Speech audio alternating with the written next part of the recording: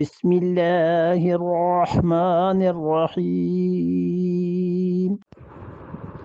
ولئن أتيت الذين أوتوا الكتاب بكل آية ما تبعوا قبلتك وما أنت بتابع قبلتهم وما بعضهم بتابع قبلة بعض ولئن اتبعت أهواءهم من بعد ما جاءك من العلم إنك إذا لمن الظالمين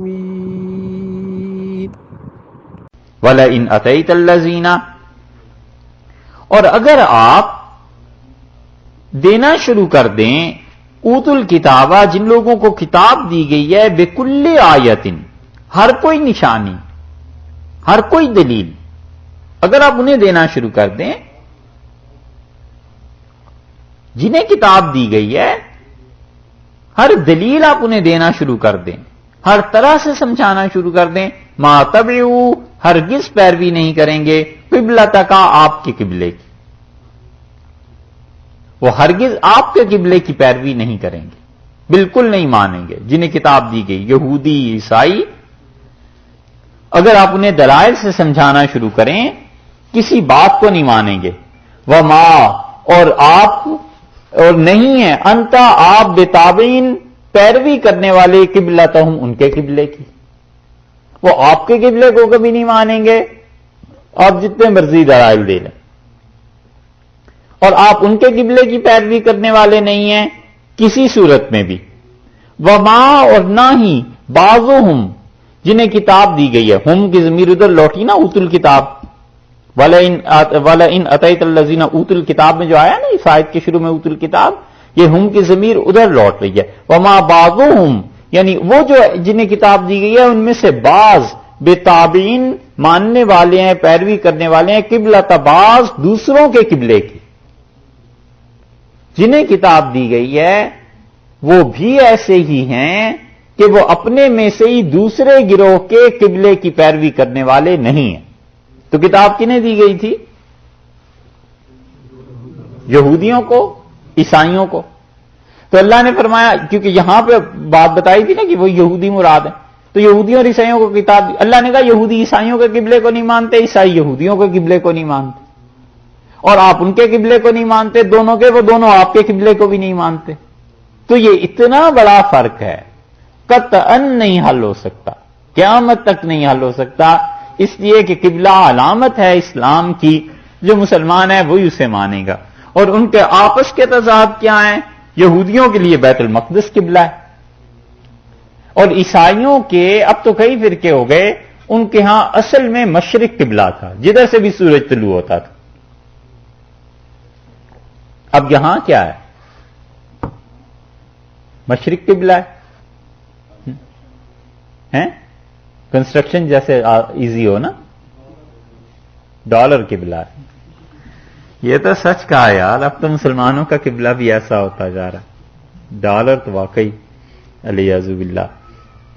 وما بعضهم بتابعین قبلۃ بعض، عیسائیوں میں ایک گروہ ایسا تھا جو اس زمانے میں ایسٹ کو، مشرق کو قبلہ مانتا تھا، ان کے نزدیک مشرق کی سمت مقدس تھی، اسی لیے آگے چل کے اس بارے میں ایک جگہ ترجمہ آئے گا، وہاں آپ دیکھیں گے کہ اللہ نے جو تردید کی ہے نا کہ مشرق اور مغرب کی سمت میں، جہت میں، اس سائیڈ میں، ایسٹرن سائیڈ ہو، ویسٹرن سائیڈ ہو، ان سائیڈز میں کوئی تقدس نہیں ہے، کوئی پاکیزگی نہیں ہے، وہاں پر بھی رد ان فرقوں کا ہے جو سمتوں کے، سمت کی پوجا کرتے تھے، بس ذہن میں آ گئی یہ سمت اچھی ہے، اس کی پوجا شروع کر دی۔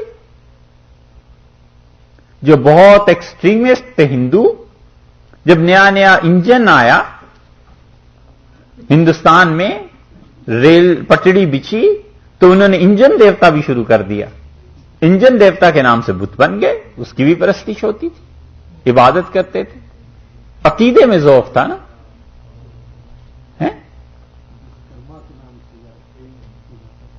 کس نام سے؟ وشکرما، انجن کی۔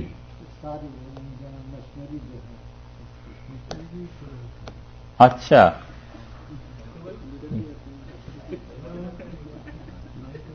کار کی بھی پوجا ہو، اب تو کمپیوٹر کی ہوگی پھر نہ، اب تو یہ نیا آیا ہے۔ وہ تو مہا ہوا ہے۔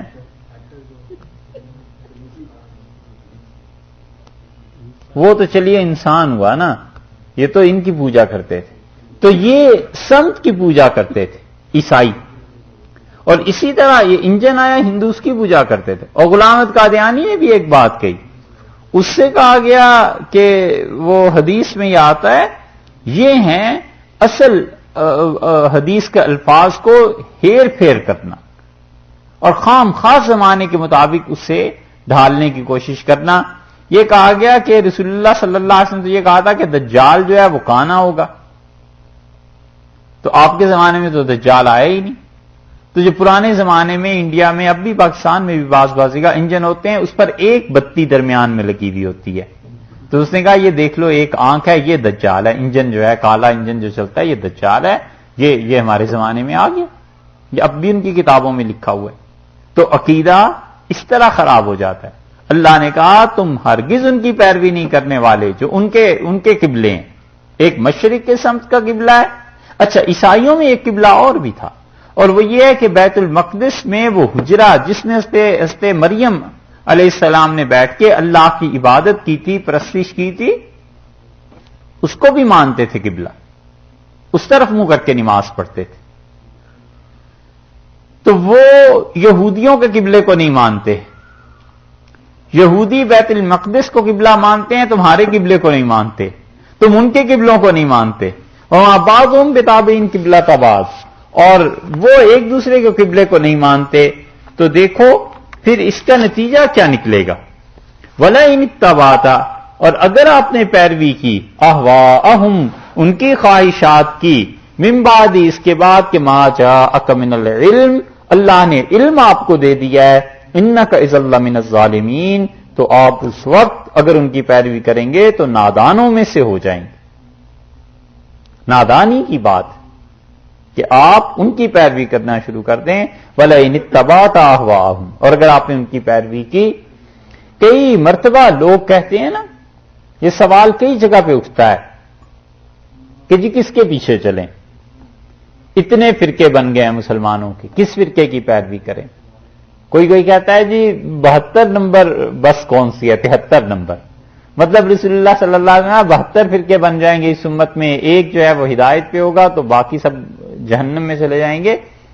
تو کہتے ہیں جی 1 نمبر بس کون سی ہے، کوئی کہتا ہے 73 نمبر بس کون سی۔ کئی لوگ سوالات خطوط لکھتے ہیں، ہم کہتے ہیں کہ تم ایک ایسے نوجوان کے بارے میں غور کرو جو اس وقت پیدا ہوا ہوگا مکہ مکرمہ میں، مدینہ منورہ میں، تو ایک طرف تو یہودیت جیسا قدیم مذہب تھا، پیسہ تھا، سب کچھ تھا، دوسری طرف عیسائیت تھی، تیسری طرف حضور اقدس صلی اللہ علیہ وسلم خود تھے، تو اس کے ذہن میں نہیں آتا ہوگا کہ مذہب کون سا سچا ہے۔ ان چاروں میں سے مشرکین بھی تو تھے نا مکہ میں، ان چاروں میں سے کہاں پہ سچائی ہے، 4 نمبر بس کون سی ہے اس پہ چلا جاؤں، یا 1 نمبر بس کون سی ہے اسے پکڑ لوں، تو کہیں تو فیصلہ کسی طرح کیا ہوگا نا، بس ایسے فیصلہ کر۔ اور اس کا اصل حل یہ ہے کہ لوگ اس قسم کی چیزوں میں محنت نہیں کرتے، چاہیے تو اتنی بڑی چیز اور محنت نہیں۔ ڈاکٹر بننا چاہے اور پڑھے ایک خاک نہ ایک لفظ اور کہے صاحب کسی طرح داخلہ دلا دو میڈیکل کالج، اب بلا کیسے ہو سکتا ہے؟ حضور اقدس صلی اللہ علیہ وسلم تہجد جب پڑھتے تھے تو حدیث میں آیا ان کی دعاؤں میں سے حضرت صلی اللہ علیہ وسلم دعا مانگتے تھے اور فرماتے تھے کہ اے پروردگار جو جبریل کا، میکائیل کا اور اسرافیل کا رب ہے، اللہ لوگوں کا اختلاف ہو گیا ہے دین کے بارے میں، تو اہدنی لما اختلف فیہ، اللہ جس چیز پر ہدایت ہے مجھے اس پہ قائم رکھ، اللہ لوگوں کے اختلاف سے بچا کے مجھے ہدایت دے دے، اور تیری ہی ذات ہے جو صحیح راہ کی طرف ہدایت دیتی۔ آؤ روز تہجد پڑھا کرو اٹھ کے، اور یہی دعا مانگو جو رسول اللہ صلی اللہ علیہ وسلم نے مانگی ہے کہ پروردگار لوگوں میں اختلاف ہو گیا ہے دین کے بارے میں، کہ یہودیت ٹھیک ہے، عیسائیت ٹھیک ہے، شرک ٹھیک ہے، اسلام ٹھیک ہے، کیا چیز ہے؟ تو پروردگار اس اختلاف میں مجھے اپنے حکم سے ہدایت پر رکھ اللہ، اور مجھے صحیح راہ پہ رکھ۔ اور بلا شبہ تو ہی ہے جو صحیح راہ دکھاتا ہے. ہم کہتے ہیں یہ تجربہ کر کے دیکھو کبھی، 40 ایک دن نیند خراب کرو نا تھوڑی سی اپنی، سارا بوجھ ہم پہ ہی کیوں، خود بھی تو کام کرنا چاہیے. اور پھر دیکھیے کیا طبیعت میں آتی ہے، پھر کیا ذہن میں آتا ہے، اور پھر اللہ کی طرف سے فرض کر لو اس کے باوجود ہدایت نہ ملے، فرض کرو تو قیامت میں تو کہہ سکتے ہو کہ اللہ ہم نے تو اتنے بھی چلے کر کے دیکھ لیے پر ہدایت نہ ملی. کوئی بات تو کہنے کو ہو. اور ایسے ہے نہیں کہ اللہ تعالی بندے کے اعمال کو ضائع کر دے. لا یضیع اجر المحسنین، اللہ نے کہا ہے جو نیکی کرتے ہیں ہم کبھی ان کی نیکی کو ضائع نہیں کیا کرتے. پھر خود ہی اللہ اسباب پیدا کر دے گا، پھر خود ہی ہدایت دے دے گا، لیکن بندہ بھی تو کچھ کرے نا.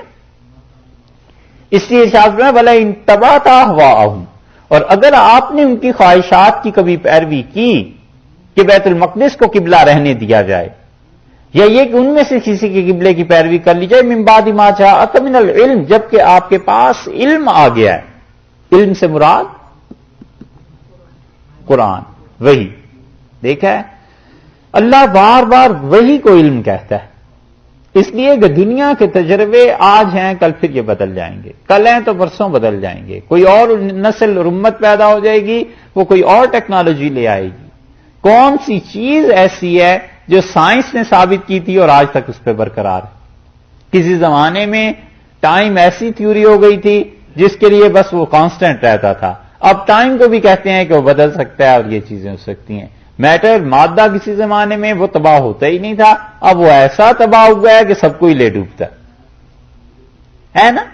اور بھی اسی چیزیں ایک لے دے کے وہی ایسا قطعی اور یقینی علم ہے کہ نہ وہ پہلے کبھی تبدیل ہوا اور نہ تبدیل ہوتا. لوگوں نے ہی تبدیل کیا اپنے پاس سے نئی نئی چیزیں کر کے. باقی اس وحی نے پہلے دن بتا دیا کہ تمہارا رب ایک ہے، اب بھی وہ رب ایک ہی ہے.